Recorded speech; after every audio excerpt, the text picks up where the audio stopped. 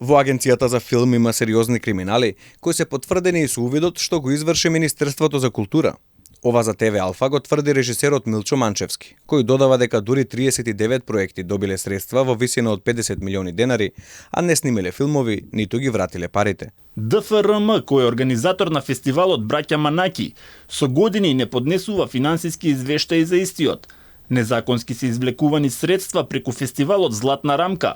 Законот се прекршувал во континуитет од директорот Бојан Лазаревски и од управниот одбор, како и од група концентрирана околу ДФРМ, кој го раководат Игор Иванов Изи и Томи Салковски. Предходно, во изјава за Алфа, филмската критичарка Ана Василевска алармираше дека и продукцијската куќа на Манчевски, Банана Филм, противправно добила пари од филмскиот фонд, иако не дале финансиски извештаи за потрошени околу 950.000 евра народни пари. Манчевски пак вели дека ова било само обид да се сврти вниманието од негативниот извештај на Министерството за култура, кој го добила Агенцијата за филм, бидејќи се местеле конкурси.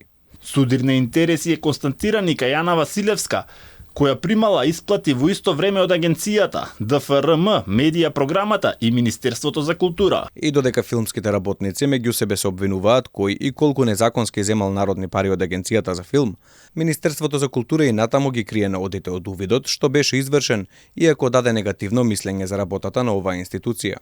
Алфа се уште ги чека сите документи и извештаи кои ги побаравме и повикувајќи се на Законот за слободен пристап до информации од јавен карактер.